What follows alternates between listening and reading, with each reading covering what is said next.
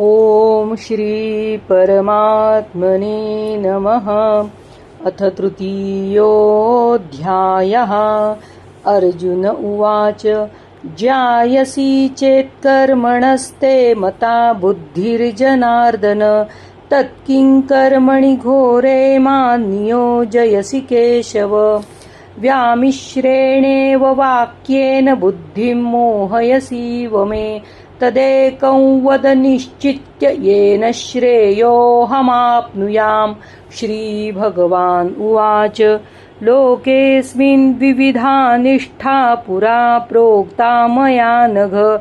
ज्ञानयोगेन साङ्ख्यानां कर्मयोगेन योगिनां न कर्मणामनारम्भान् नैष्कर्म्यं पुरुषोऽश्नुते न च संन्यसनादेव सिद्धिं समधिगच्छति। न हि कश्चित् क्षणमपि जातु तिष्ठत्यकर्मकृत् कार्यते यवशः कर्म सर्वप्रकृतिजैर्गुणैः। कर्मेन्द्रियाणि संयम्य य आस्ते मनसा स्मरन् इन्द्रियार्थान् विमूढात्मा मिथ्याचारः स उच्यते। यस्त्विन्द्रियाणि मनसा नियम्यारभतेऽर्जुन कर्मेन्द्रियैः कर्मयोगमसक्तः स विशिष्यते। नियतं कुरु कर्म त्वं कर्मज्यायो ह्यकर्मणः शरीरयात्रापि च ते न प्रसिद्ध्येद कर्मणः। यज्ञार्थात् कर्मणोऽन्यत्र लोकोऽयं कर्मबन्धनः तदर्थं कर्म कौन्तेय मुक्तसङ्गः समाचर। सह यज्ञः प्रजा सृष्ट्वा पुरोवाच प्रजापतिः अनेन प्रसविष्यध्वमेषवोऽस्त्विष्टकामधुक्। देवान् भावयतानेन ते देवा भावयन्तु वः परस्परं भावयन्तः श्रेयः परमवाप्स्यथ। इष्टान् भोगान् हि वो देवा दास्यन्ते यज्ञभाविताः तैर्दत्तानप्रदायैभ्यो यो भुङ्क्तेस्तेन एव सः। यज्ञशिष्टाशिनः सन्तो मुच्यन्ते सर्वकिल्बिषैः भुञ्जते ते त्वगं पापा ये पचन्त्यात्मकारणात्। अन्नात् भवन्ति भूतानि पर्जन्यादन्नसम्भवः यज्ञात् भवति पर्जन्यो यज्ञः कर्मसमुद्भवः। कर्म ब्रह्मोद्भवं विद्धि ब्रह्माक्षरसमुद्भवम् तस्मात् सर्वगतं ब्रह्म नित्यं यज्ञे प्रतिष्ठितम्। एवं प्रवर्तितं चक्रं नानुवर्तयति हयः अघायुरिन्द्रियारामो मोघं पार्थ स जीवति। यस्त्वात्मरतिरेव स्यादात्मतृप्तश्च मानवः आत्मन्येव च सन्तुष्टस्तस्य कार्यं न विद्यते। नैव तस्य कृतेनार्थो नाकृते नेह कश्चन न चास्य सर्वभूतेषु कश्चिदर्थव्यपाश्रयः। तस्मादसक्तः सततं कार्यं कर्म समाचर। असक्तो ह्याचरन् कर्म परमाप्नोति पूरुषः। कर्मणैव हि संसिद्धिमास्थिता जनकादयः। लोकसङ्ग्रहमेवापि सम्पश्यन् कर्तुमर्हसि। यद्यदाचरति श्रेष्ठस्तत्तदेवेतरो जनः स यत्प्रमाणं कुरुते लोकस्तदनुवर्तते। न मे पार्थास्ति कर्तव्यं त्रिषु लोकेषु किंचन नानवाप्तमवाप्तव्यं वर्त एव च कर्मणि। यदि ह्यहन्न वर्तेयै जातु कर्मण्यतन्द्रितः मम वर्त्मानुवर्तन्ते मनुष्याः पार्थ सर्वशः। उत्सीदेयुरिमे लोका न कुर्यां कर्म चेदहं शङ्करस्य च कर्ता स्यामुपहन्यामिमाः प्रजाः।